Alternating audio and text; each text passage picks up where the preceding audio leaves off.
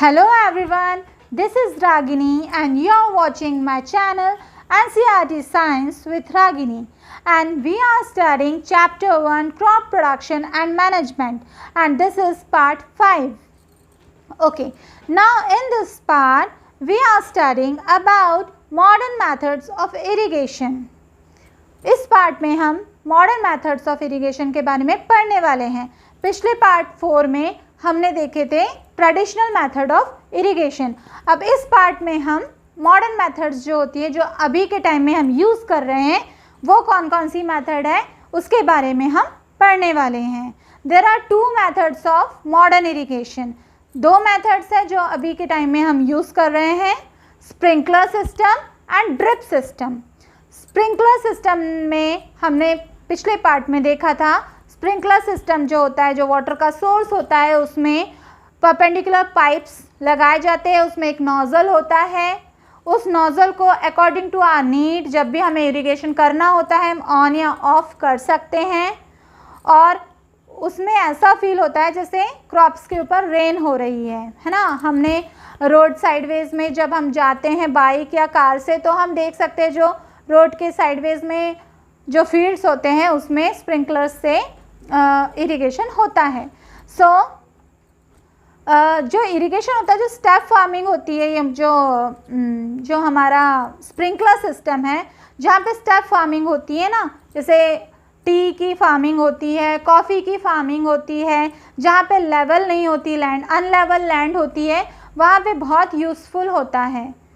क्योंकि लेवल नहीं है लैंड का, सफिशिएंट वाटर नहीं है, तो स्प्रिंकलर सिस्टम से हम आसानी से इरिगेशन कर सकते हैं. और यहाँ ये जो सिस्टम है ये बहुत यूज़फुल होता है लॉन्स में, गार्डन्स में, और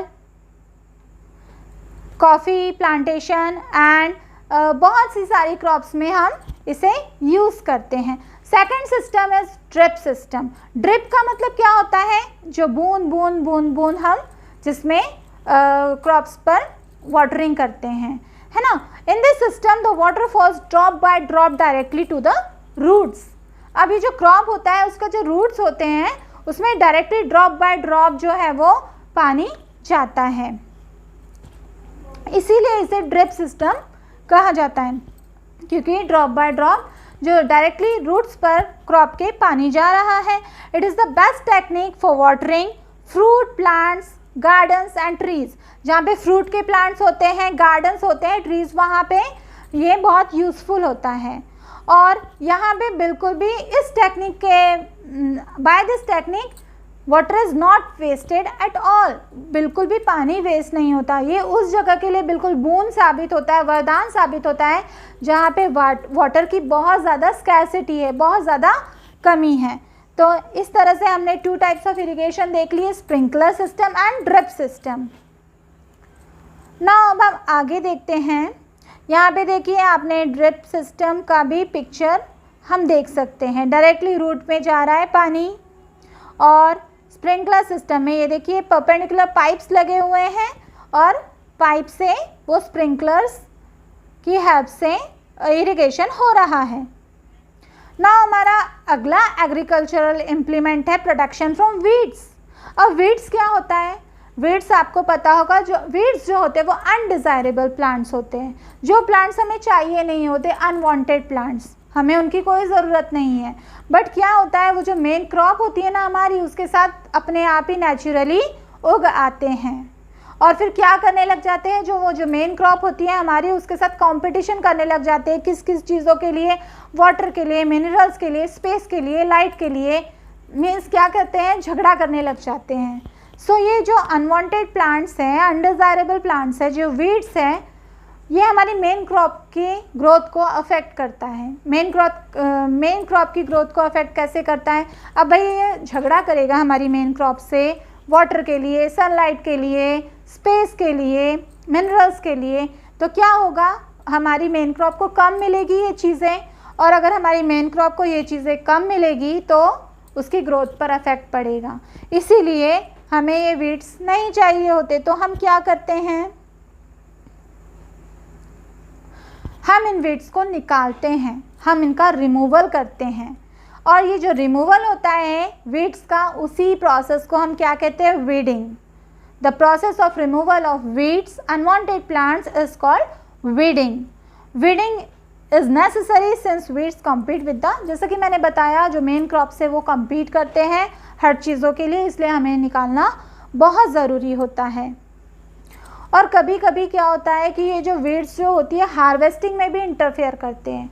जब हम हार्वेस्टिंग करते हैं हमारी मेन क्रॉप को, तो ये हमारी मेन क्रॉप के साथ अगर आ जाते हैं गलती से, तो क्या होता है, ये हमारे लिए भी बहुत पॉइजनस होते हैं और एनिमल्स के लिए भी बहुत पॉइजनस होते हैं। अगर हम खा ले तो हमारे लिए भी पॉइजनस, और जो एनिमल्स खा ले तो उनके लिए भी पॉइजनस, इसलिए इन्हें निकालना बहुत ज़रूरी हो जाता है।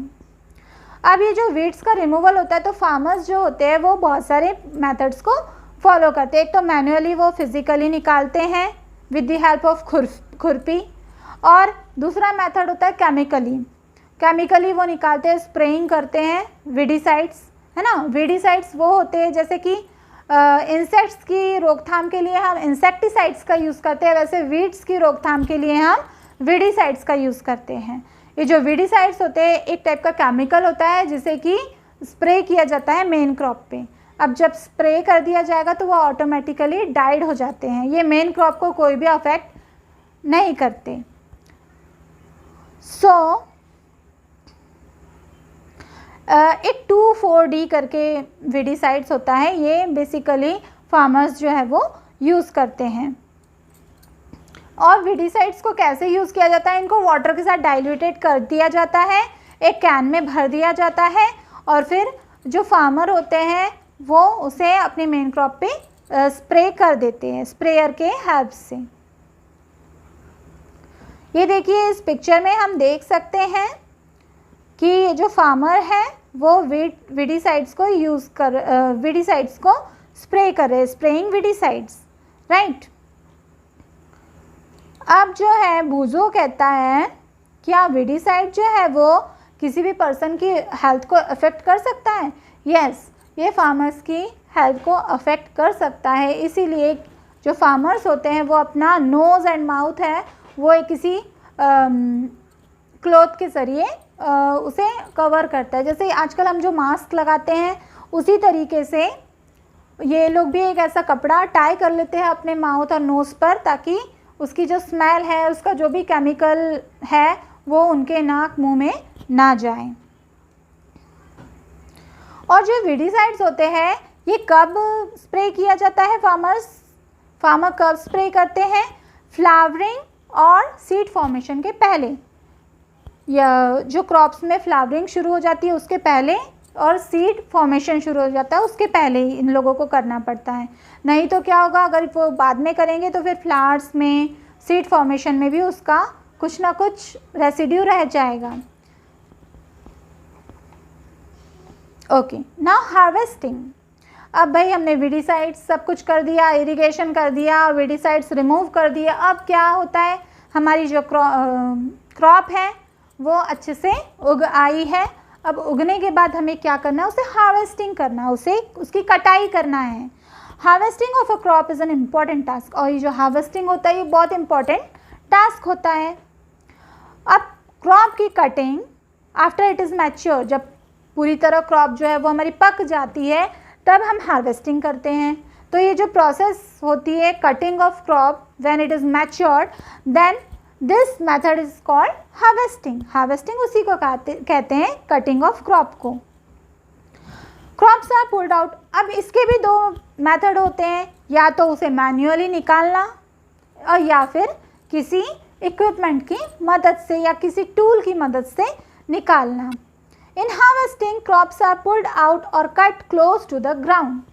It usually takes 3 to 4 months for a cereal crop to mature. अब जो हमारी क्रॉप होती है उसे मैच्योर होने में कितना टाइम लग जाता है? 3 to 4 months लग जाते हैं। Harvesting in our country is either done by manually by sickle और by machine. अब 2 टाइप से हार्वेस्टिंग होती है, या तो सिकल मैन्युअली निकाल कर, सिकल एक टूल होता है उसकी हेल्प से निकाला जाता है, या फिर एक मशीन का यूज़ किया जाता है जिसे हम हार्वेस्टर कहते हैं। In the harvested crop the grain seeds need to be separated from the chaff. अब ये जो हार्वेस्ट कर ली हमने क्रॉप को, तो उसे क्या करना पड़ता है, शेफ से निकालना पड़ता है। This process is called threshing. अब इसे क्या कहा जाता है, थ्रेशिंग कहा जाता है। अब जैसे कि एक वीट का फील्ड है, तो वीट की जो है इतनी लंबी लंबी से लीफ लाइक स्ट्रक्चर होता है, उसके अंदर वीट होता है। तो उस क्रॉप में से वीट को निकालने के लिए किसका यूज़ किया जाता है, थ्रेशर का यूज़ किया जाता है। ये जस्ट मैं एक एग्जांपल दे रही हूँ। जिन लोगों के, आप में से जिन लोगों के घर में फार्म होंगे, आपने बिल्कुल देखा होगा उस चीज़ को। This is carried out with the help of machine called combine. अब ये जो हार्वेस्टिंग एंड थ्रेशिंग होती है, इसे एक मशीन के द्वारा किया जाता है जिसे हम कंबाइन कहते हैं। इस मशीन का नेम ही कंबाइन है। क्यों? क्योंकि ये हार्वेस्टिंग भी करती है और थ्रेशिंग भी करती है। यहाँ पे आप पिक्चर में देख सकते हैं, this machine is called combine. This is combine. Okay. Now after harvesting sometimes stubs are left in the field. अब हार्वेस्टिंग हो गई, उसके बाद क्या होता है, हार्वेस्टिंग हो गई, थ्रेशिंग हो गई, उसके बाद जो फील्ड में स्टब्स रह जाते हैं, स्टब्स रह जाते, जो रेसिड्यू रहता है वो रह जाता है। तो क्या होता है, फार्मर्स लोग इसे बर्न कर देते हैं फील्ड में, इस स्टब्स को बर्न कर देते हैं फील्ड में। Farmers with small holdings of land do this separation of grain by winnowing. अब जो फार्मर्स होते हैं जिनके पास छोटा सा खेत होता है, वो लोग इस मेथड को विनोइंग के हेल्प से ही कर देते हैं। अब ये आपने ऑलरेडी 6th क्लास में पढ़ चुके हैं कि विनोइंग क्या होता है। देखो, विनोइंग मशीन, ये आपको पिक्चर में दिख रही है, winnowing machine. Okay, so this process is called winnowing.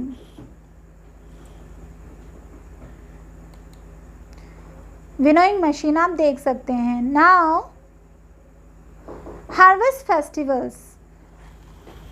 अब भाई हार्वेस्टिंग हो रही है, फार्मर्स हार्वेस्टिंग कर रहे हैं, तो हार्वेस्टिंग फेस्टिवल्स भी बाकायदा मनाए जाते हैं। हमारे इंडिया में तो बिल्कुल मनाए ही जाते हैं। After 3 or 4 months of hard work there comes the day of the harvest. अब 3-4 महीनों की कड़ी मेहनत के बाद एक दिन आता है जब वो क्रॉप हार्वेस्ट करते, तो उस दिन को वो एज अ फेस्टिवल सेलिब्रेट करते हैं। The sight of golden fields of standing crop laden with grain fills the heart of farmers with joy and a sense of well-being. The efforts of the past season have borne fruit and it is time to relax and enjoy a little. The period of harvest is thus of great joy and happiness in all parts of India. Men and women celebrate it with great enthusiasm. Special festivals associated with the harvest season are Pongal, Baisakhi, Holi, Diwali, Nabanya and Bihu. So these are some festivals which are celebrated by the farmers. Makar Sankranti है ना, हमारे India में मकर संक्रांति बहुत अच्छे से मनाया जाता है। पोंगल साउथ इंडिया में मनाया जाता है। होली, लोहड़ी मनाई जाती है। दिवाली मनाई जाती है। और बिहू, नबन्या, ये भी अलग अलग रीजन में हमारे इंडिया के मनाए जाते हैं। These are all harvesting festivals. Now storage. अब हार्वेस्ट कर लिया हमने, अब अगला जो हमारा एग्रीकल्चरल इम्प्लीमेंट है वो है स्टोरेज। हार्वेस्ट करने के बाद स्टोर कैसे करेंगे हम। Storage of produce is an important task. अब स्टोरेज भी, जितने भी एग्रीकल्चरल इम्प्लीमेंट है वो अपने आप में सब सारी चीज़ें इम्पॉर्टेंट है। Irrigation is also important, harvesting is also important. Now last, storage is also important. If the harvested grains are to be kept for longer time, they should be safe from moisture, insects, rats and microorganisms. Harvested grains have more moisture. If freshly harvested grains are stored without drying, they may get spoiled or attacked by organisms, making them unfit for use or for germination. Hence, before storing them, the grains are properly dried in the sun to reduce the moisture in them. These prevents the attack by insects, pests, bacteria and fungi. अब जो storage होता है हमारा, जो crops होती है, new जो crop होती है वो हल्की सी मॉइस्चर होती है, उसमें हल्का सा मॉइस्चर होता है, थोड़ी सी नमी होती है, तो क्या होता है इजीली उसे इंसेक्ट पेस्ट अटैक कर सकते हैं, माइक्रो ऑर्गेनिजम्स उसमें हो सकते हैं। इसी वजह से उसे क्या किया जाता है, बहुत अच्छे से पहले तो धूप दिखाई जाती है, उसे सुखाया जाता है, उसके बाद उसे स्टोर किया जाता है। I saw my mother putting some dried neem leaves in an iron drum containing wheat. I wonder why. अब पहली कह रही है कि मैंने अपनी मम्मा को देखा है कि वो जो आयरन ड्रम है उसके अंदर नीम लीव्स रखती है। ऐसा क्यों करती है मुझे नहीं पता। तो yes, because of storing, because of protecting the crops, because of protecting the grains. क्यों करते हैं वो ऐसा, ताकि अब हम लोग भी जब गेहूँ हमारे घरों में स्टोर करते हैं तो उसमें नीम लीव्स या कुछ मेडिसिन डाल के रखते हैं ताकि उसमें कीड़े ना हो जाए, इंसेक्ट्स ना हो जाए, कुछ ख़राब ना हो जाए। सो इसीलिए उसकी पहेली की जो मम्मा है वो भी वही करती हैं। अब देखिए यहाँ पे पिक्चर में आप देख सकते हैं silos for storage of grains. ये क्या है, साइलोज है स्टोरेज करने के लिए, ये ज़्यादा क्वांटिटी में ग्रेन्स को स्टोर कर सकता है, तो फार्मर्स जो है वो यही सब यूज़ करते हैं। Storage of grains in Ghani bags in granaries. अभी गनी बैग्स, ये इस टाइप की गनी बैग्स आपने देखे होंगे, इसमें भी हम वीट वगैरह ग्रेन्स वगैरह स्टोर करते हैं। Farmers store grains in jute bags और मेटेलिक बिन्स। फार्मर्स जो होते हैं वो जूट बैग्स में स्टोर करते हैं अपना क्रॉप्स, अपने ग्रेन्स, एंड मेटेलिक बिन्स में, टीन के जो बिन्स होते हैं उसमें भी वो स्टोर करते हैं। However, large scale storage of grains is done in silos and granaries. अभी जो ग्रैनरीज हैं और साइलोज है, जैसा हमने पिक्चर में देखा, जब बहुत ज़्यादा लार्ज क्वांटिटी में उनके पास ग्रेन्स होते हैं तो वो इस तरह से स्टोर करते हैं। To protect them from pest like rats and insects, ज़्यादातर रैट्स और इंसेक्ट्स के से बचने के लिए। Dried neem leaves are use for storing food grains at home. अब ये जो ड्राइड नीम लीव्स होती हैं वो हम ज़्यादातर घरों में यूज़ करते हैं ताकि उसमें कुछ इंसेक्ट्स या पेस्ट ना लगें। Large quantities of grains in big godown, specific chemical treatments are required to protect them from pest and micro organisms. अब जब लार्ज क्वांटिटी होती है ग्रेन्स की, गोडाउंस में जब उन्हें रखा जाता है तो कुछ केमिकल ट्रीटमेंट्स करके उन्हें रखा जाता है ताकि उसमें कुछ भी प्रोड्यूस ना हो, कुछ माइक्रो ऑर्गेनिजम्स ना उसमें ग्रो कर सके। Now food from animals. अब हमें एनिमल से कौन कौन सा फूड मिलता है इसका आपको टेबल बनाना है। पहला आपको एग्जांपल दिया गया है। After completing this table, you must have seen that like plants, animals also provide us with different kinds of food. Many people living in the coastal areas consume fish as a major part of their diet. In the previous classes, you have learnt about the food that we obtain from plants.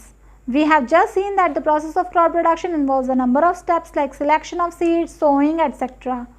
Similarly, animals reared at home or in farms have to be provided with proper food, shelter and care. When this is done on a large scale, it is called animal husbandry. So, यहाँ पे हमारा almost chapter जो होता है वो and हो जाता है। अब यहाँ पे लास्ट में आपको ये बताया गया कि हम सिर्फ प्लांट्स पर ही डिपेंड नहीं होते हमारे फूड के लिए, हम एनिमल्स पर भी डिपेंड होते हैं। हमें एनिमल से भी बहुत सारी चीज़ें चाहिए होती है, जैसे मिल्क होता है, फ्लैश होता है, बटर, कर्ड, मिल्क प्रोडक्ट्स जो होते हैं वो सब, है ना। तो जब एनिमल्स को हम अपने पास रखते हैं, उनसे हमें मतलब जो भी चीज़ चाहिए होती है, तो जब लार्ज स्केल में हम सब पेट्स को पालते हैं, एनिमल्स को अपने पास रखते हैं, तो that is called animal husbandry. जब ये काम लार्ज स्केल पर होता है तो इसे हम एनिमल हस्बेंड्री कहते हैं। सो यहाँ पे हमारा चैप्टर जो है वो एंड होता है। सो ये यहाँ पे जो है ये कीवर्ड्स है, इसे आप पढ़ सकते हैं, देख सकते हैं, और ये जस्ट समरी है इस चैप्टर की, what you have learn. So please like, subscribe and share my YouTube video and share my channel. Please like my channel and subscribe my channel. Thank you and have a nice day.